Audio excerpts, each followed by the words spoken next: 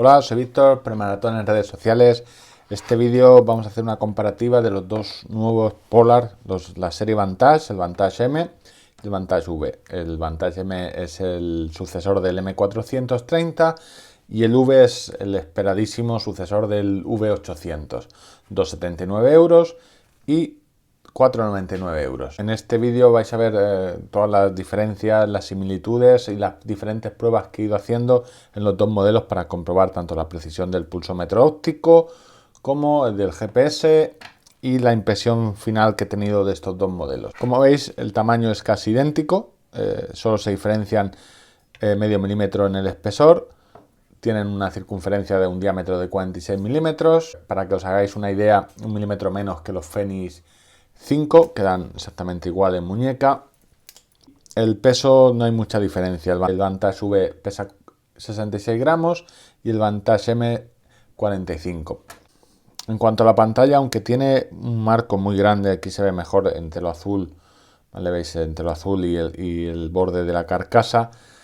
La pantalla es de las más grandes, es 30,4 milímetros, 1,2 pulgadas.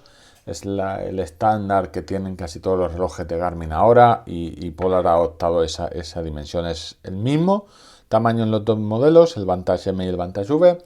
Tienen la misma resolución, 240 píxeles. Y la diferencia principal es que en el Vantage M tenemos una pantalla táctil, ¿vale? Aunque mantienen los 5 botones, hay ciertas cosas que podemos hacer de forma táctil, como movernos en los perfiles deportivos o en los diferentes widgets que acompañan a la hora. Y el cristal, aunque a simple vista no se diferencian, el cristal del Vantage V es de Gorilla Glass, más resistente a los rayajos que el del M. En todo caso, yo siempre recomendaría un cristal templado, vale muy poco, 5 o 6 euros, y nos ahorrará algún disgusto. Si le damos la vuelta, veremos que los dos tienen el nuevo sensor Precision Time, es el nuevo de Polar, que incorpora unos pines metálicos para detectar cuando lo llevamos puesto y un acelerómetro también para cuando lo llevamos puesto y no nos movemos, que no haga mediciones que no hacen falta.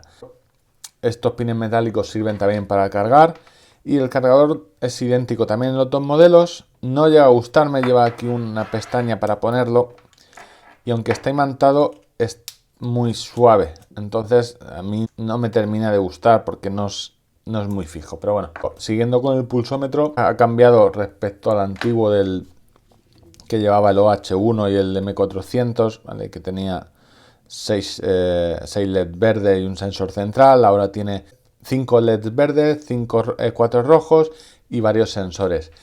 En todo caso, no he terminado de ver que sea más preciso que este. Este era muy preciso, sobre todo cuando lo llevamos en el antebrazo. Y los nuevos, el Precision Time, no es que no lo sea, lo es preciso.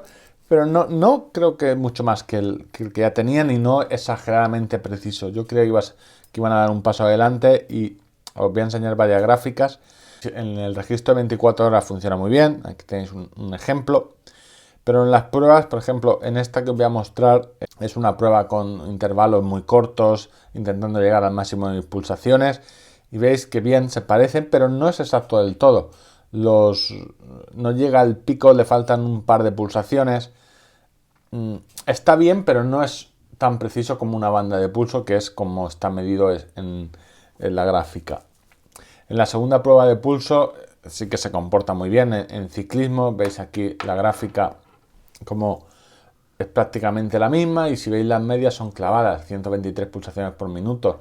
Y si hacemos un zoom es bastante bueno, o sea, no está mal. Lo que os quería decir con el pulsómetro óptico, ¿vale? Tanto del Vantage M como el del Vantage V son idénticos, son muy buenos, pero no llegan a ser como una banda. En los dos se puede vincular una banda de pulso, la H10 por ejemplo, tipo Bluetooth, siempre sean tipo Bluetooth. Otra de las diferencias sustanciales entre los dos modelos son los botones. Me gustan mucho más los botones del Vantage V, tienen estas rugosidades, son más grandes. Los del Vantage M yo creo que se les han quedado poco largos, entonces a ver, no es que sea difícil presionar el botón, pues se presiona bien, tiene buen tacto, pero me gustan mucho más los del Vantage V. Las correas también es una de las cosas, de las diferencias fundamentales con estos dos modelos. La del Vantage M tiene el cierre rápido, es de 22 milímetros, se puede quitar, es la estándar de joyería, es decir, podemos comprar en Amazon o donde sea infinidad de correas. Lo que en principio iba a ser un Pro, yo creo que la del Vantage M, aún no siendo no tiene un cierre rápido que la podamos quitar, tenemos que morir a las originales de Polar. Es mucho más cómoda, es más elástica, veis aquí son datos de silicona, pero es menos elástica la del Vantage M, además el cierre es distinto, ¿vale? El cierre este lo veo mucho más cómodo. En resumen, el Vantage por la correa, aunque parezca una tontería, el Vantage V es más cómodo llevar que el M. Otra de las diferencias que podemos ver en la carcasa es estos pequeños orificios. Esto es el sensor para el barómetro, con lo cual la mayor diferencia o una de las principales diferencias entre el V y el M es el altímetro barométrico. Mayor precisión en la medición de altitud y en el registro de niveles. El Vantage M mide, pero depende del GPS. ¿Eso qué quiere decir? Que si el GPS no va bien, pues a veces no mide bien. Os voy a enseñar un test que hice en una ruta medida de 243 metros de nivel y veis que las gráficas se parecen.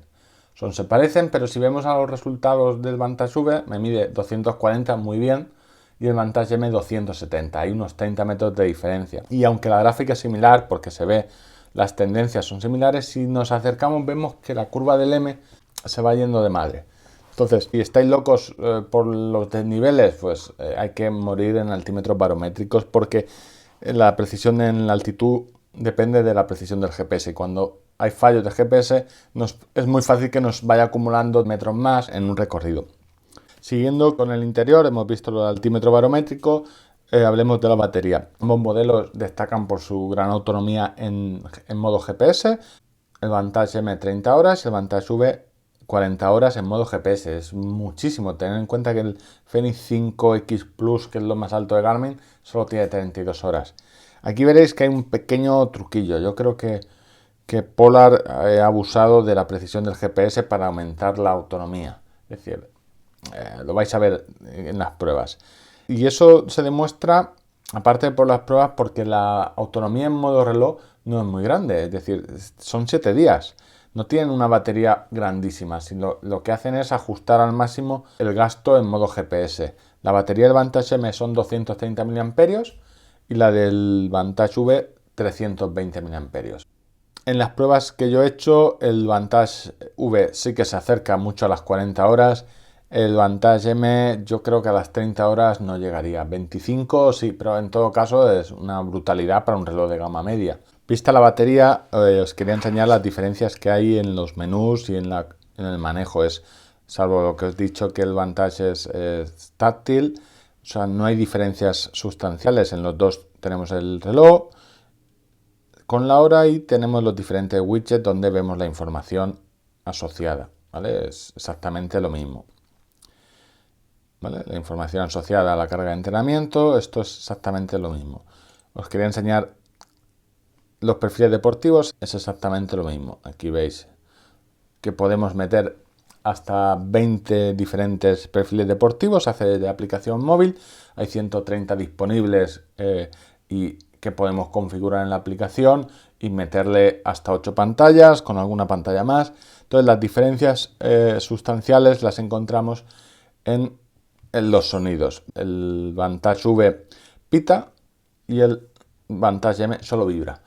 Extrañamente, Polar ha quitado las alertas sonoras del Vantage M. Si queréis alertas sonoras, solo lo podéis obtener en el Vantage V. Los dos tienen vibración, pero ¿vale? Aquí tenéis el Autolab que veis cómo va pitando, pero no tiene sonido en el Vantage M. Otra de las cosas que diferencian es la pantalla de potencia en carrera. Está la de frecuencia cardíaca, altitud y aquí tenemos la de los vatios. Conforme vamos corriendo, el Vantage V nos va midiendo la potencia en carrera sin ningún tipo de sensor tipo Street. El Vantage M lo puede hacer, pero tendríamos que acoplar el sensor Street que está en torno a 200 euros.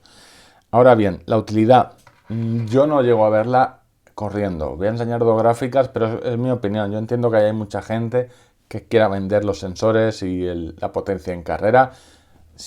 en similitud a lo que se está haciendo en ciclismo, pero creo que hay ciertas diferencias. Mira.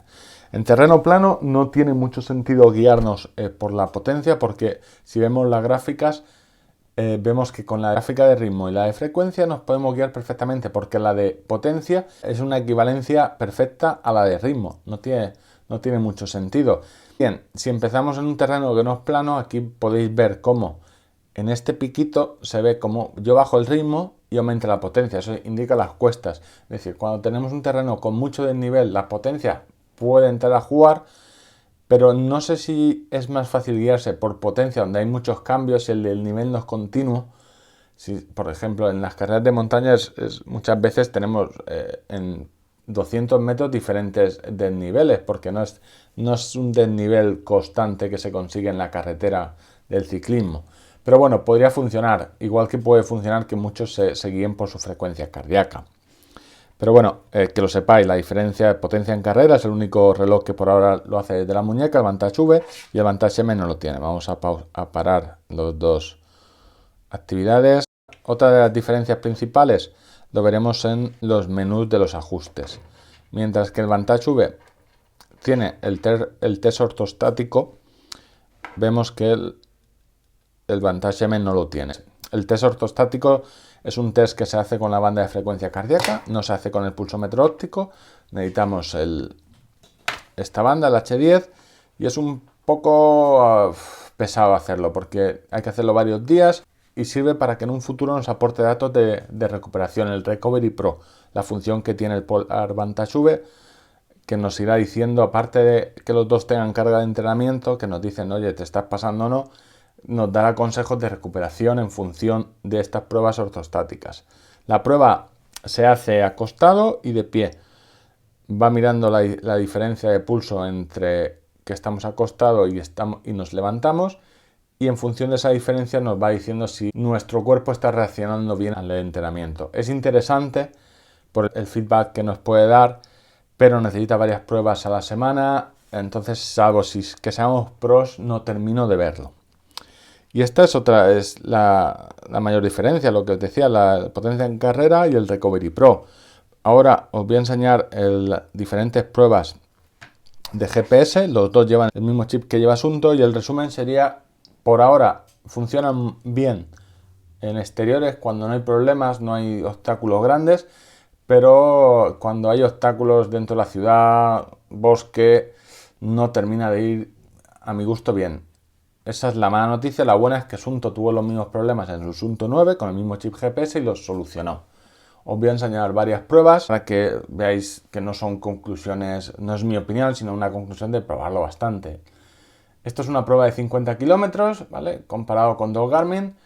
Y como veis, los dos Vantage miden la misma distancia. Eso es muy bueno. O sea, es decir, el Vantage más barato, 230 euros menos, mide lo mismo que el Vantage más caro. Entonces, en principio, todo va bien. Si vemos en algún detalle, veis como los 4 tracks son los mismos. Pero si vamos a alguna zona más complicada, donde yo voy por el Arcén, pero había pinos, veis como ya justo los 2 tracks de los Vantage se desplazan a un lado cuando realmente yo iba por el lado de la esquina. Lo que os decía, circunstancias desfavorables. ¿Y cuándo ocurren? Pues a veces son no porque encontremos objetos, sino porque no le da por no funcionar bien al inicio. Veis aquí los iconos, tenemos que esperar a que se pongan verde el del corazón y el de la posición para empezar a correr. A veces yo creo que coge la posición o me da el ok para salir antes de tiempo y ocurre esto. Errores garrafales donde se ven como los dos Vantage se van de madre y se empiezan a cruzar sus tracks por el medio de edificios, pistas de tenis, sin sentido. Extrañamente, después de esa salida, funcionó perfecto. Una vez por el río, iba perfecto. Otra de las pruebas que he hecho es complicada por la ciudad, entre los edificios, cerca de las aceras, con muchas curvas, y se ve que en el principio los dos van muy bien, pero en el final empiezan a desviarse y el Vantage V yo creo se va mucho más de madre que el M.